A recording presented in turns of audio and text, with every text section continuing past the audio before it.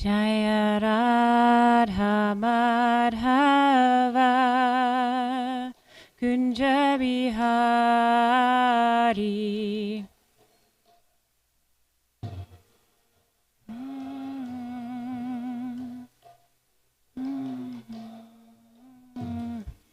Jaya Gopi Jana Vallabha Girivaradari.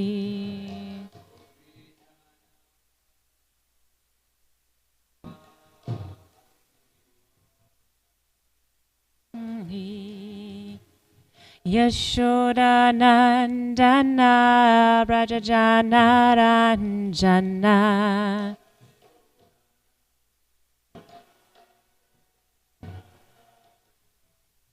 Yamuna Tira Vanachari.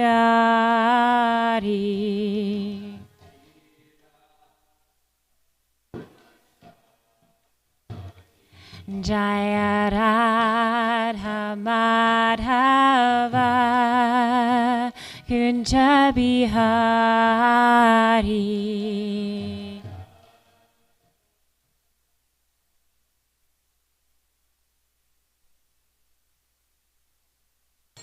Jaya Gopi Jana Vallabha Girivaradari.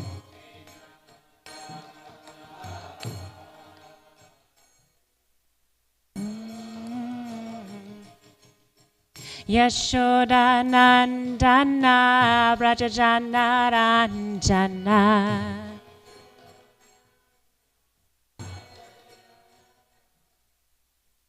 Yamuna Tira Vanachari.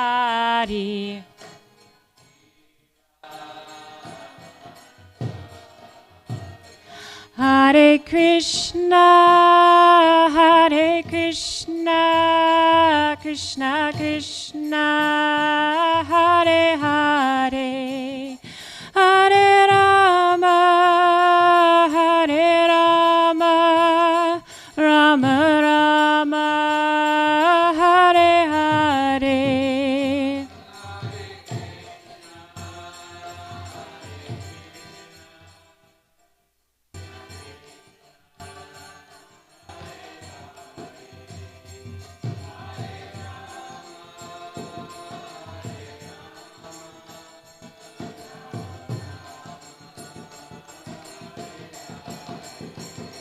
Hare Krishna, Hare Krishna, Krishna Krishna, Hare Hare, Hare Rama, Hare Rama, Rama Rama, Hare Hare.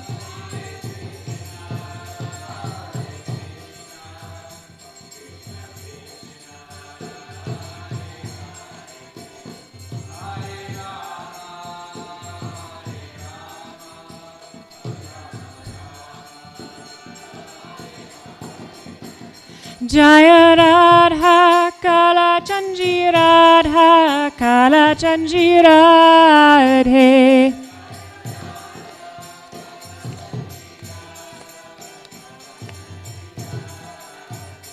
Jaya Jagannatha Jaya Jagannatha Jaya Baladeva Jaya Subhadra.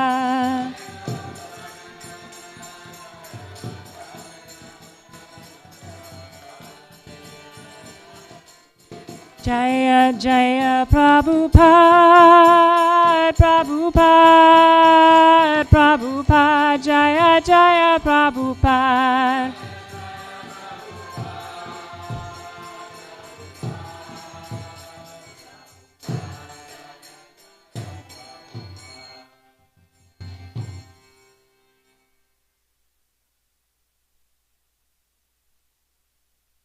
Hare Krishna. Good morning, devotees. My name is Manjari Gopika Devi Dasi, and today we will be hearing from Srimad Bhagavatam, Canto 8, Chapter 7, covering verses 1 through 17, and we'll focus on verse 8. But before we begin, I ask for your blessings, that I may speak something pleasing to my spiritual master, to Srila Prabhupada, and to all of the devotees. Let us all together chant the invocation prayers.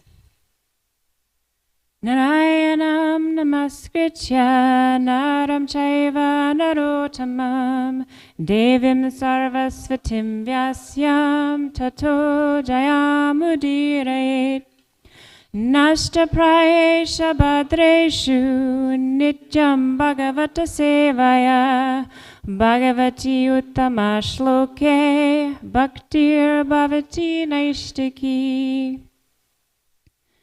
Om Jnana-timirandasya Jnananjana Shalakaya Chakshurunmilitam Yena Tasmai Shri Gurave Namaha. Jaya Shri Krishna Chaitanya Prabhu Nityananda Shri Advaita Gadadhar Shivasadi Gaura Bhakta Vrinda. Hare Krishna, Krishna Krishna, Hare Hare, Hare Rama, Rama Rama, Hare Hare. Om Namo Bhagavate Vasudevaya.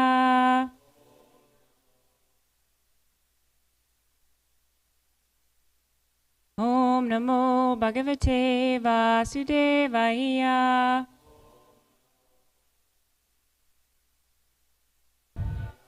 Om Namo Bhagavate Vasudevaya.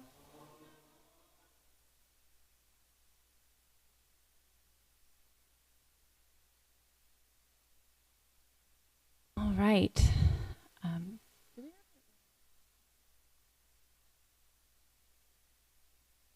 Thank you. So Rishidimna Prabhu is going to get the other microphone. We're starting a new chapter today in the 8th canto. It's chapter 7, entitled Lord Shiva Saves the Universe by Drinking Poison. Thank you, Lord Shiva. But let me give a brief summary of how we got where we are, in case anybody's just tuning in. So in chapter 6, which we completed yesterday, the demigods were desperate. They had lost their strength and influence after being defeated by the demons. And so seeking a solution, they pray to Lord Vishnu, who appeared and advises them to form a temporary truce with the demons in order to churn the ocean of milk to get Amrit, which is the nectar of immortality. So Lord Vishnu instructed them to use Mount Mandara as the churning rod and the serpent Vasuki as the rope. And although poison would arise first, he assured them that Lord Shiva will take care of that.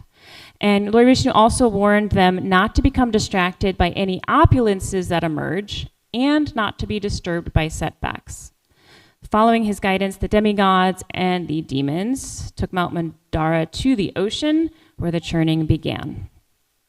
So, as I mentioned, we're going to cover verses 1 through 17 in this new chapter, chapter 7.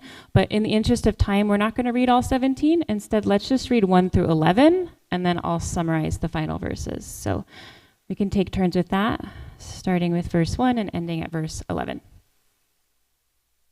Whoever'd like to go first. Okay. Shukadeva Goswami said, O best of the Kurus, Maharaj Parikshit, the demigods and demons summoned Vasuki, king of the serpents, requesting him to come and promising to give him a share of the nectar. They coiled Vasuki around Mandara mountain as a churning rope, and with great pleasure they endeavored to produce nectar by churning the ocean of milk.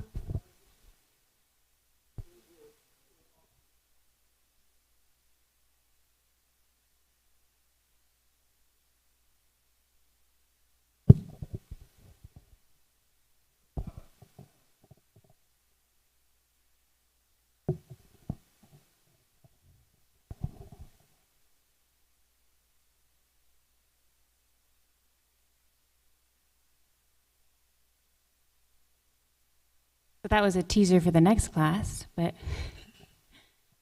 chapter 7, thank you. Yeah. The personality of Godhead, Ajita, grasped the front portion of the snake, and then the demigods followed. The leaders of the demons thought it unwise to hold the tail, the inauspicious portion of the snake. Instead, they wanted to hold the front, which had been taken by the personality of Godhead and the demigod, because that portion was auspicious, the glories. Thus the demons, on the plea that they were all highly advanced students of Vedic knowledge and were all famous for their birth and activities, protested that they wanted to hold the front of the snake.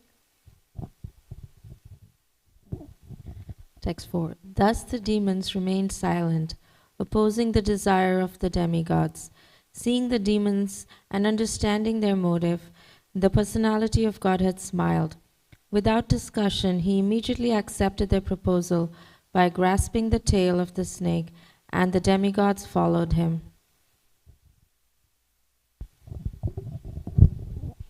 After thus adjusting how the snake was to be held, the sons of Kashyapa, both demigods and demons, began their activities, desiring to get nectar by churning the ocean of milk.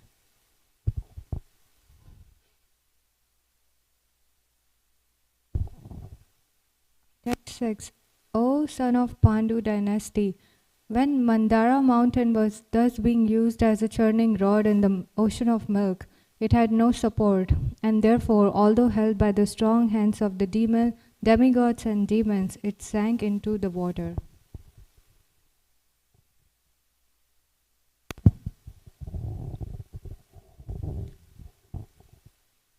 Because the mountain had been sunk by the strength of the providence, the demigods and the demons were disappointed, and their faces would seem to shrivel.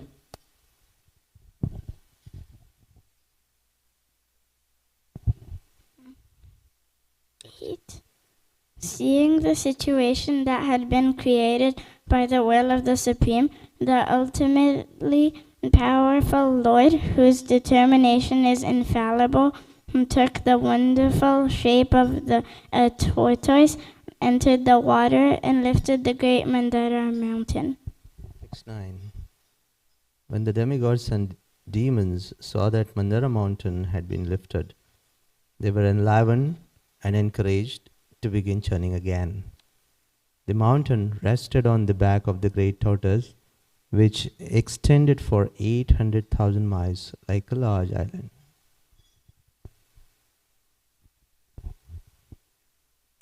O king, when the demigods and demons, by the strength of their arms, rotated Mandara mountain on the back of the extraordinary tortoise, the tortoise accepted the rolling of the mountain as a means of scratching his body, and thus he felt a pleasing sensation. Therefore, Lord Vishnu entered the demons as the quality of passion, the demigods as the quality of goodness, and Vasuki as the quality of ignorance, to encourage them and increase their various types of strength and energy. Thank you. So I'll summarize verses 12 through 17. As the churning continued, Lord Vishnu appeared with thousands of arms at the summit of Mandara mountain, and then he picks up Mandara mountain with one hand. And the demigods, led by Brahma and Shiva, shower flowers and they offer prayers.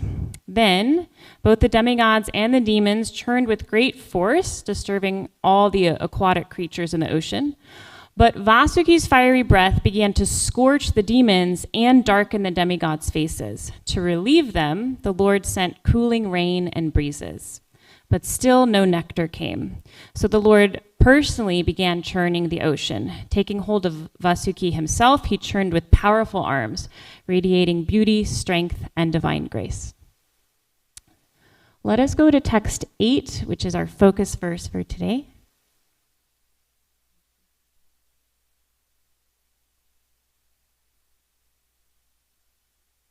Vilokya Vignesha Vidim Tadeshvaro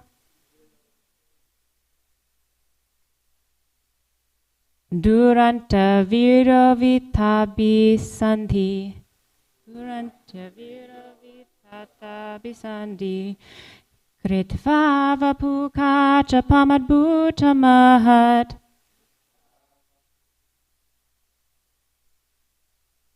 Pravishatoyam Girim Pravishatoyam Girim Ujahara.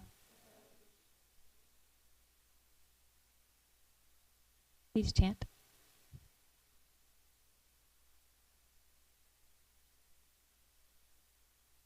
Viloka Vignesha Vidim Tadeshvaro Duranta Viryo Vitatapi Sandhi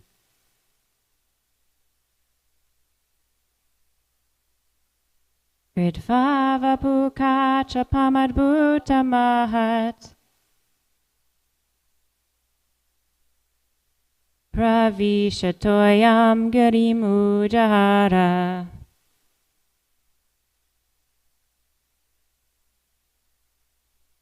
Vilokya Vignesha Vidim Tadeshvaro Duranta Viryo Vitatapi Sandhi Ritvava Pukacha Pamadbhuta Mahat Pravishatoyam Girim Ujahara.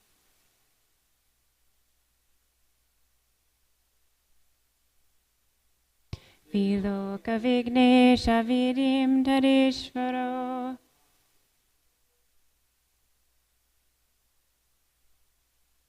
Duranta Viryo Vitatapi Sandhi Ritvava Pukacha Pamadbhuta Mahat Pravishatoyam Girim Ujahara.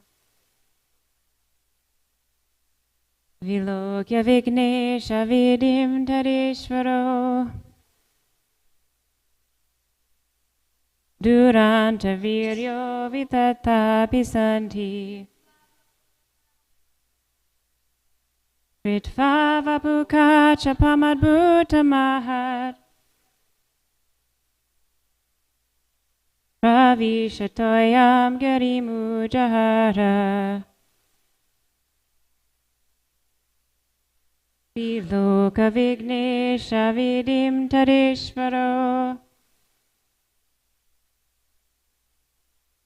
Duranta Viryo Vitatapi Sandhi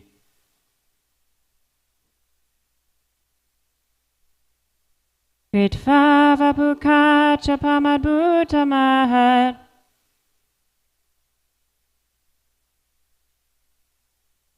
Pravishatoyam Girim Ujahara. Thank you. We can move on to synonyms, which we can do together. Vilokya, observing. Vigna, the obstruction, the sinking of the mountain. Isha Vidim, by the providential arrangement. Tada, then. Ishvara, the supreme personality of Godhead. Duranta Virya, inconceivably powerful. Avitata, infallible. Abhisandhi, whose determination. Kritva, expanding. Vapu, body. Kachapam, tortoise. Adbhutam, wonderful. Mahat, very great. Pravishya, entering. Toyam, the water. Giram, the mountain, Mandara. Ujahara, lifted. Translation and purport by His Divine Grace, A.C. Bhaktivedanta Swami Prabhupada. Seeing the situation that had been created by the will of the Supreme, the unlimitedly powerful Lord, whose determination is infallible, took the wonderful shape of a tortoise, entered the water, and lifted the great Mandara mountain. Purport.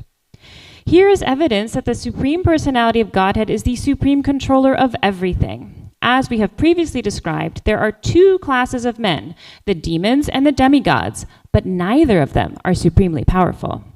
Everyone has experienced that hindrances are imposed upon us by the supreme power. The demons regard these hindrances as mere accidents or chance, but devotees accept them to be acts of the supreme ruler. When faced with hindrances, therefore, devotees pray to the Lord. Tatenu kampam shushamikshamano bunjana evatma kritam vipakam. Devotees endure hindrances, accepting them to be caused by the Supreme Personality of Godhead and regarding them as benedictions. Demons, however, being unable to understand the Supreme Controller, regard such hindrances as accidental. Here, of course, the Supreme Personality of Godhead was present personally. It was by his will that there were hindrances, and by his will, those hindrances were removed. The Lord appeared as a tortoise to support the great mountain. Kishitir iha vipulatare tava tishati prishte. The Lord held the great mountain on his back. Keshavadrita kurma surira jaya jagadisha hare. Dangers can be created by the Supreme Personality of Godhead, and they can also be removed by him. This is known to devotees, but demons cannot understand it. Jai Prabhupada. So in the beginning of class, I asked for you to bless me, and I really hope that you did, because I really think I'm speaking today is beyond my realization. It's something I'm still working on. But I have heard things from our acharyas and the great souls of our movement, and I will share them with you. So in this verse, we see something remarkable. The Lord creates a problem, understands the problem, and then brings the solution to the problem. That's what makes him supreme. He orchestrates a problem and resolves a problem perfectly. In this instance, he appears as a tortoise to support the churning, the very crisis that he arranged. But when we face problems, we often misdiagnose them. Most people just think, oh, I just want to have fun, and I'm not having fun, so something needs to change so that I can feel better. That's the standard approach to problem solving. But Srila Prabhupada explains that a devotee sees differently. A demon says it's all chance and tries to fix it without reference to God. But a devotee knows not even a blade of grass moves without Krishna's sanction. So every difficulty must have meaning. Devotees respond by taking shelter. We act, yes, but first we turn to Krishna. A demon thinks, I'll fix this situation by becoming more powerful or more clever or better connected. A devotee thinks, Krishna is behind everything. Let me begin with him. And Srila Prabhupada explains that these challenges are meant to purify us. So a devotee accepts these challenges with faith rather than frustration or resentment. And we know Queen Kunti famously teaches us that suffering is an opportunity to take shelter. And once we've taken shelter, Krishna may remove the difficulty. Or not. But whatever he does is perfect. Our acharyas teach us that the highest prayer is not, please remove this, which they say is okay. But it's not the highest prayer. The highest prayer is, please keep me in your service. We can look at Gajendra as an example. For 100 years, he fought this crocodile. And finally, he surrendered. He stopped praying for rescue. He stopped praying for this situation to change, and instead started praying for service. And in response, Krishna did both. And we know that that crocodile wasn't random. It came from a past offense to Agastya Muni. Srila Jiva Goswami says that it was the fruit of an aparad. And like sin, offenses tend to return, or we tend to repeat them until we learn. So Krishna gave Gajendra a big problem. And that big big problem became a bigger blessing. And that is where, as devotees, we're asked to place our faith, because that's the nature of bhakti, to know that Krishna is guiding our devotion at every step. But we often think that when things go our way, God is helping us. God answered my prayers. And then when things don't go our way, God is not helping me. God didn't want to answer my prayer. But the Supreme Lord is always helping us. In his magazine, The Harmonist, Srila Bhaktisiddhanta Saraswati Thakur was asked the question, is everything the Supreme Lord does beneficial for us? And this was his reply. Definitely. Everything the most benevolent Supreme Lord does is solely an expression of his mercy. He is all auspicious, so there is no scope for inauspiciousness in the arrangements he makes. Whatever he does, and whenever he does it, it is solely for absolute good. All those conditioned souls who consider that apparent impediments to their happiness are harmful or the cruelty of the Supreme Lord see only the first move in the chess game. They are unable to foresee what lies beyond the fourth or the fifth move. And he continues, the mercy bestowed by Sri Chaitanya or his devotees is a mando daya daya. There is no trace of anything that could be called harmful or lowly in their compassion.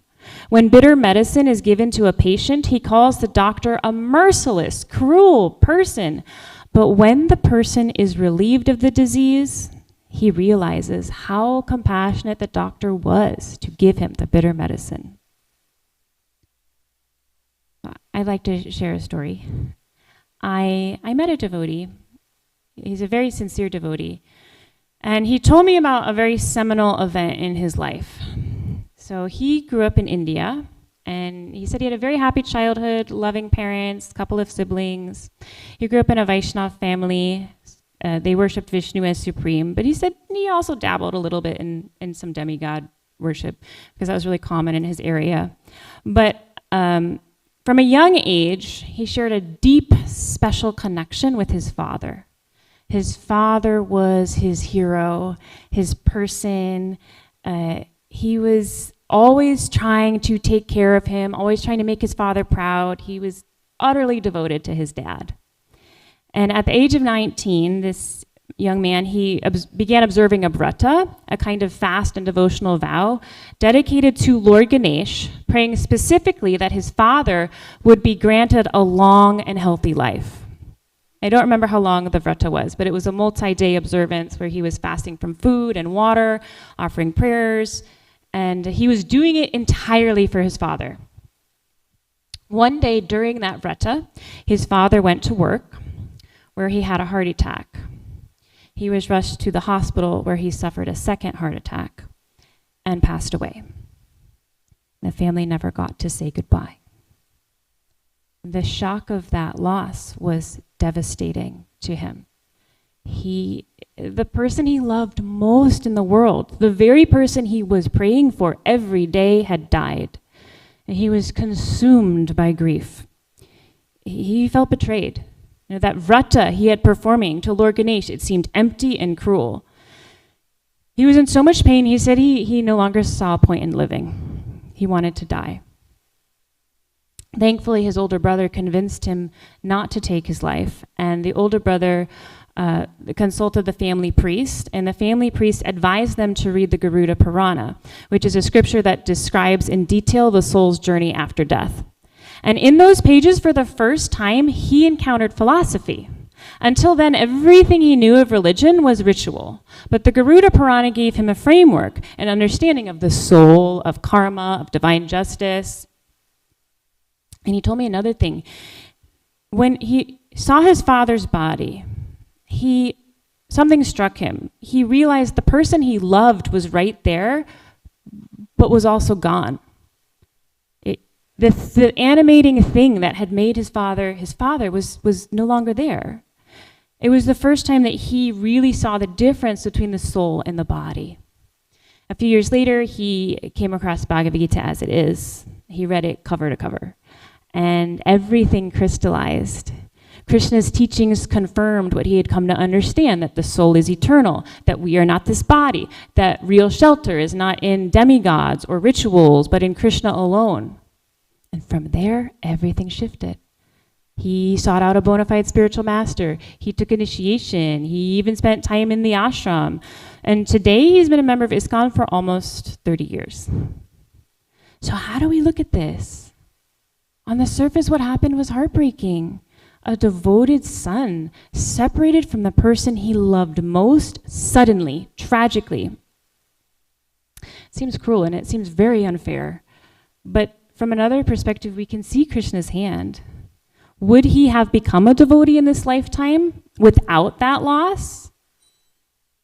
Maybe. Maybe not. Only Krishna knows for sure. But we can see this. From point A, a devastating, life-shattering loss, to point B, surrendering to Krishna and dedicating his life to bhakti, there's a straight line.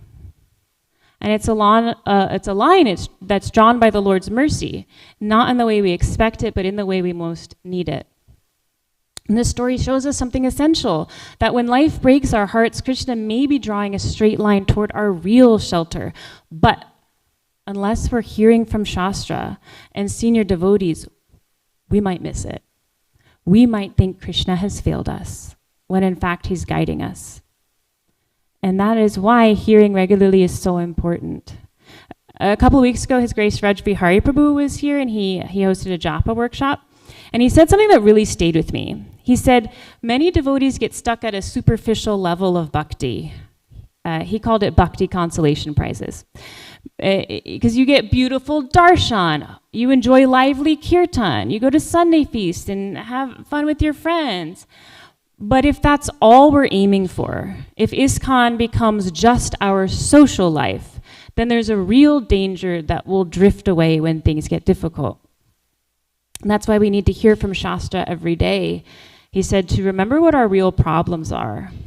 The real problems are birth, death, old age, and disease. Srila Prabhupada said that there's only one problem in the entire creation. I believe he was quoting his guru when he said this. There's only one problem in the entire creation, lack of Krishna consciousness. And there's only one solution, Krishna consciousness.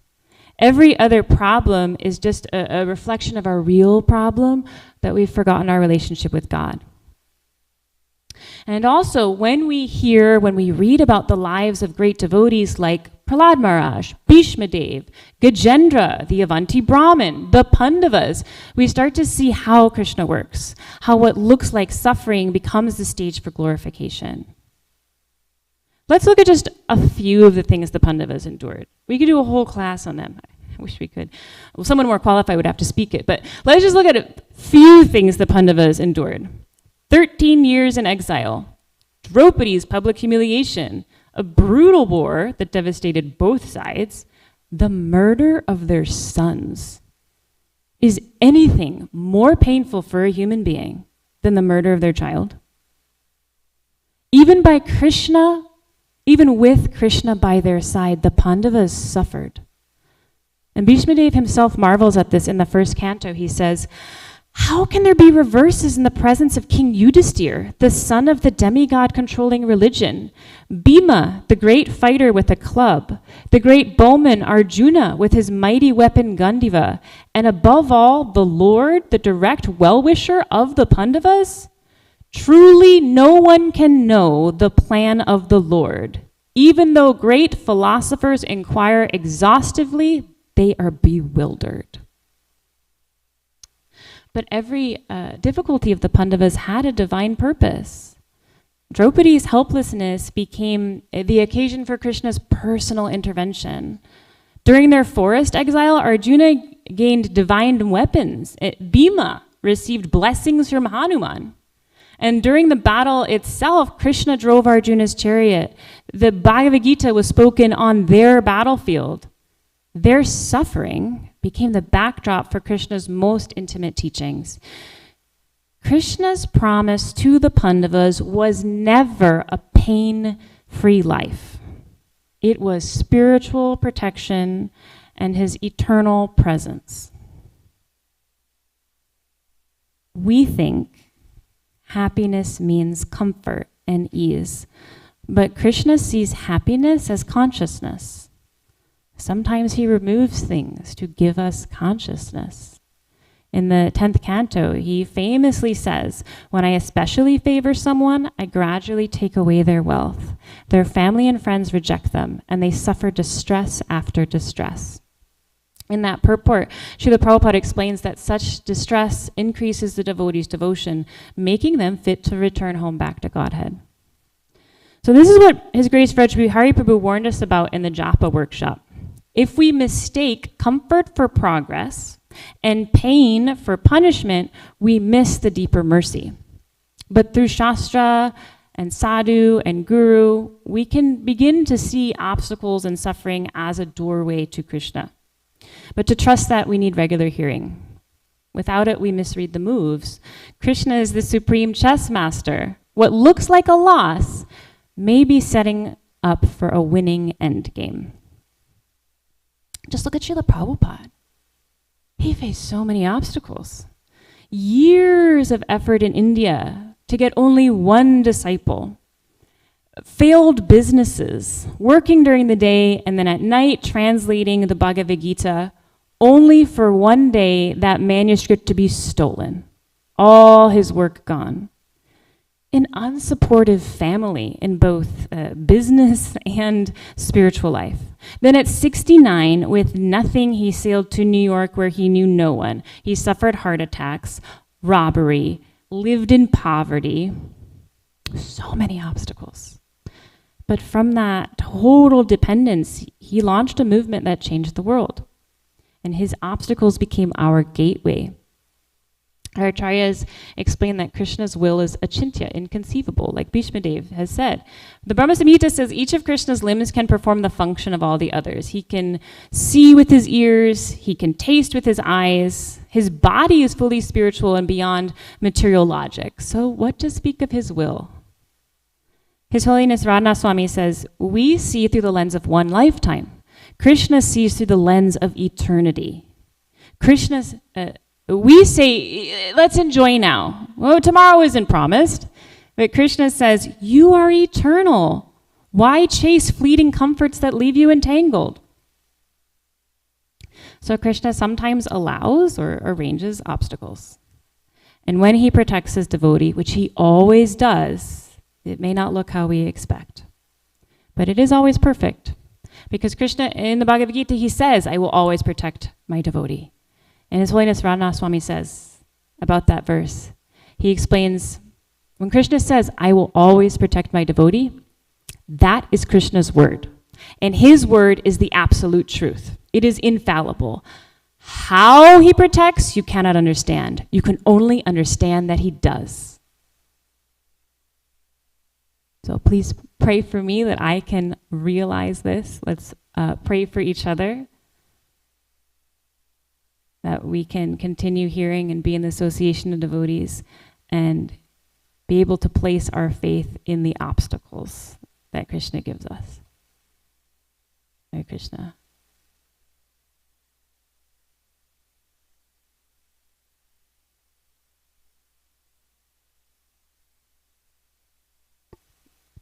You can, share.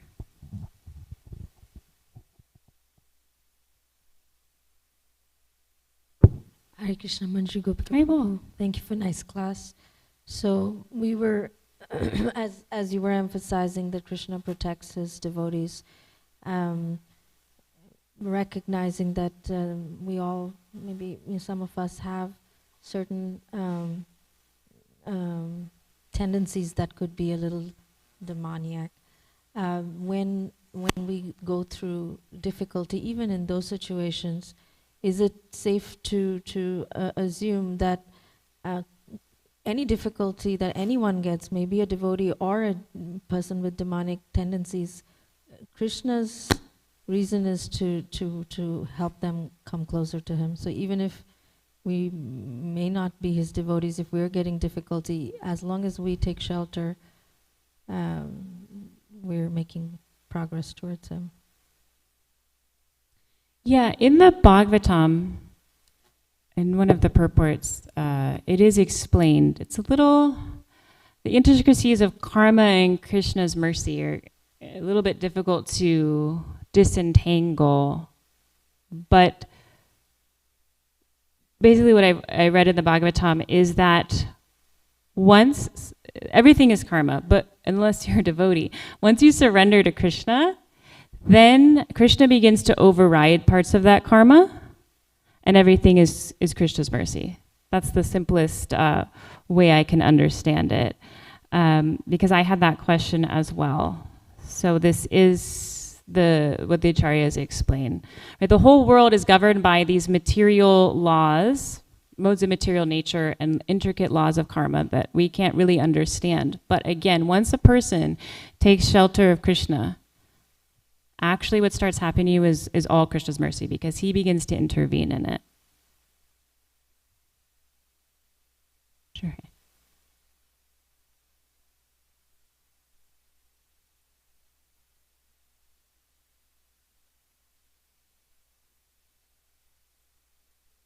Hare Krishna. Amazing class.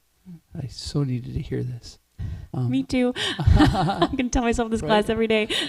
Like when you talked about the Pandavas, I was like, man, I think my problems are tough. But if my kids both were taken away, oh my gosh, like, wow. Our mercy is the Sankirtan movement. And so when we take the difficulty as an opportunity to grow, not only get to Krishna, but this can strengthen my devotion that I can give to others. Or the exact situation can be helped by others. Oh, I went through that situation too. You know what? This is what happened to me. You know, no, me. No, but this is what happened to me. And so therefore you can help someone else. And so when we look at these troubles, not just through the perspective of Srimad Bhagavatam, but through the perspective of Lord Chaitanya, there's even like more mercy there. That is the nectar. So, for instance, in the situation of becoming content in our consolation prizes, when we really rack our brains to think, how can I encourage others to serve Krishna in another way, that gives us the most value. That gives us it bumps it up. So like for instance, Tulsi, when you and Jai Guranga have the Friday program, you bring us all together, and really, honestly, if we were all trying to rack our brains, how can I bring people together so that we can appreciate Krishna more? How can I do that? How can I do it? Through prasadam or this or that? And a lot of the problems that devotees get would start to shrink because we're too busy thinking about how to share Krishna with others instead of our own problems. They just disappear. They're just like, or they become gold to us because I know that Krishna put this and he's given me an opportunity to expand, to grow, to gain strength, and I can give that to someone else. So that when I talk about Krishna, there's going to be a little bit more of that realization in my words. There'll be a little bit more of that purity that comes through. And so, yes, Hare Krishna, Sankirtan Ki Jai. Thank you.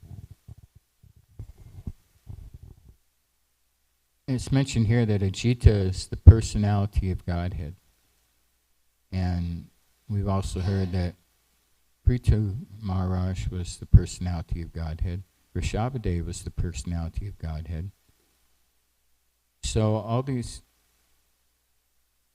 how much God are all these personalities of Godhead? Are they like a certain percentage? Do they create? Do they control universes? How are they? How much personality of Godhead are they compared to the Supreme Personality of Godhead? That's a brilliant question. Gokulananda is going to answer it.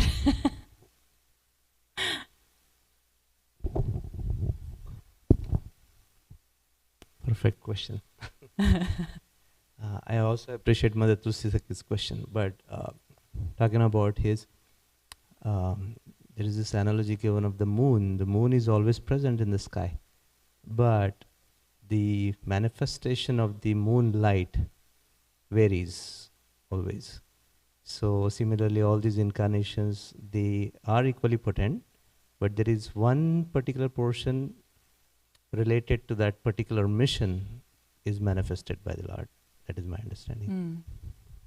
And I wanted to touch upon the brilliant question raised by Mother Tulsi Saki.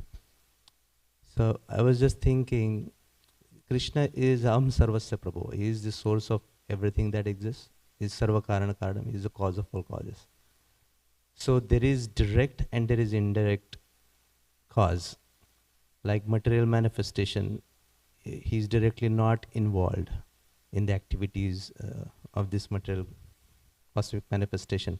It is indirectly managed by Mother Durga, and then if we go back to the source, Mahavishnu and the Chaturvyuha, quadruple expansion, and finally Balram and Krishna. So Krishna is the source. So the whole material arrangement is the miseries are inflicted upon the living entities so that they understand I am not the Lord, I am not the enjoyer. That is the very reason why we are here. We thought we are independent and we are the enjoyer and we are the Lord. So that is indirect control of the Lord. He is the source there also. But when it comes down to practicing devotees or pure devotees, he is personally involved.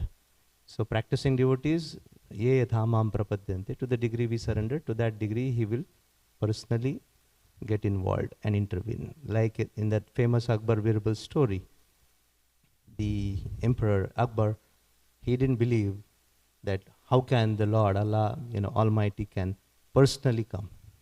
We have heard that story, right? And when his son, just to make it short, he just happened to be pushed by Birbal in the water.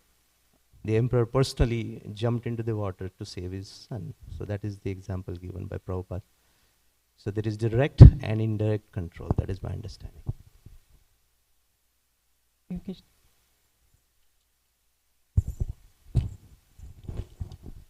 Krishna, thank you for amazing class, Mataji.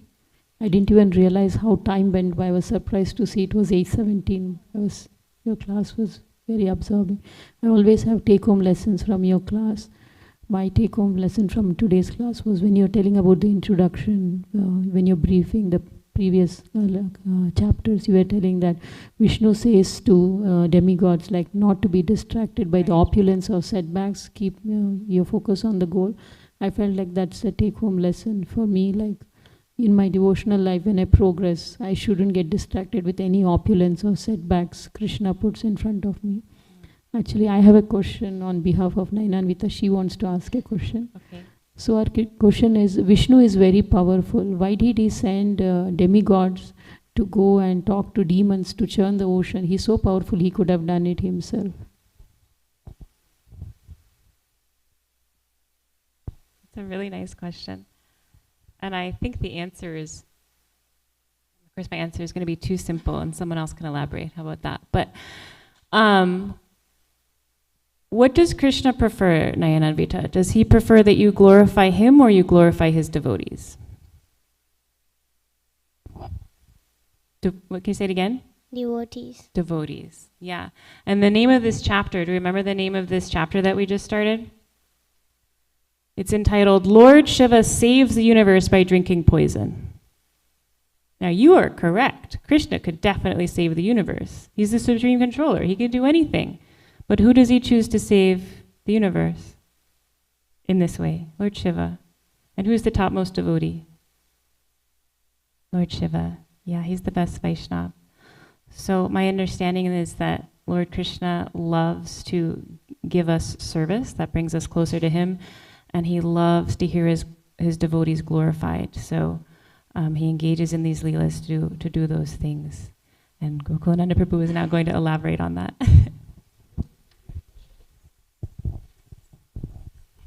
I was listening to His Holiness Radhana Swami the other day, and he mentioned about this pastime, and he said, Krishna is supremely powerful. We can see how Prahlad, he was fed poison, the most powerful poison. And by Krishna's grace, Lord Vishnu's grace, right, he was protected. right? If his devotee can be protected, the poison cannot affect him. What to speak of the Supreme Lord? He might as well have gone and drunk the poison. But he wanted all the credit to go to Lord Shiva. He wanted to glorify his devotee. So then he mentioned, after that particular pastime, another incident happened, the Mohini incarnation happened, and Lord Shiva wanted to have darshan. And Radhanath Swami, very playfully, he mentioned, when he wanted to drink the poison, before drinking the poison, he went and took the permission from his wife. But when Mohini Murti appeared, he didn't even look at Mother Parvati, and he just ran after Mohini Murti. So same Lord Shiva is glorified at one place, and he is again glorified in another place. Lord Shiva is very powerful, but then he wants to show to the whole world who is supreme. Thank you for elaborating on that. Lesson is, ask your wife permission first before drinking poison.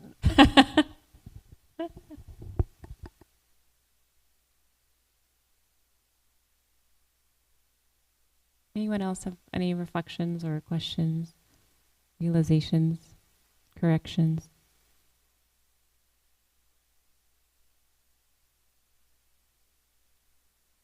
One thing is I would like to encourage everyone is this Sangha of Srimad Bhagavatam is really so sweet, you know? And anyone but those that are attending, you have an opportunity to stretch a little bit and get up on that Vyasa-san. And we're all here to encourage everyone and each one of us. So if there's some devotees here that are regular attending, Srimad Bhagavatam, please come up to the Vyasa-san and give class. And each person you ask that gives class, they'll tell you the realization that they get from just trying the best you can is just so amazing. And Masaji, if you would, Lolita Sundari. Arjun, Apamaya Prabhu. Yes. Yeah, the kids can even get up there. Kritika, Gokulananda, please get up and go on the Srimad, on the Vyasa-san and give Srimad Bhagavatam class. That's my encouragement. Amisha Bhagavan, Prabhu. It's so nice that we have such a close family here that we can, part of growing as a devotee is revealing your mind and confidence in your heart and confidence. So when you sit on that Vyasa-san, you really have to open up to that vulnerability. And it's so sweet when you see the devotees really reciprocate with you an appreciation that even when you make a mistake, it's not even that bad because you get help, right? And you get encouraged in the right way, And so there's no loss in sitting on a Vyasa-san and not having this or that or that. It's just like there's nothing but gain. And so, if I can just encourage each and every one of you, please. I'm scheduling again. Tulsi Saki, thank you so much for that service. Please, this is an invitation to give Srimad Bhagavatam class. I don't want to force anybody, so I'll say that and encourage you to please come say, okay, Nanda Braja, I'll do it. Yeah, thank you Please. for that. This morning we mentioned how Lokanath Goswami, who's a personal associate of Lord Chaitanya, he says that anybody who likes reading Srimad Bhagavatam is his friend. Wow.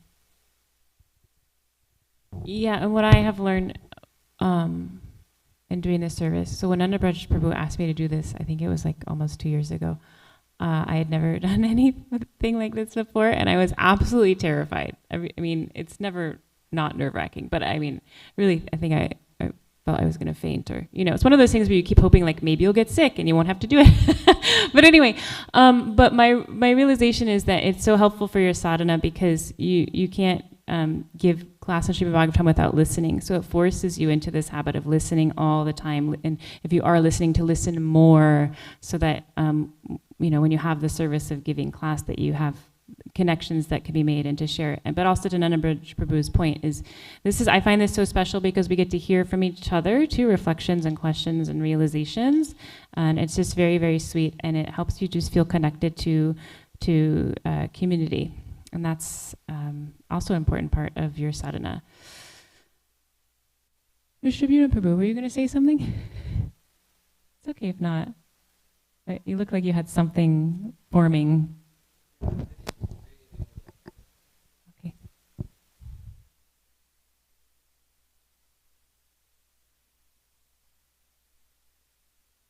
Okay. Srimad Bhagavatam ki jai.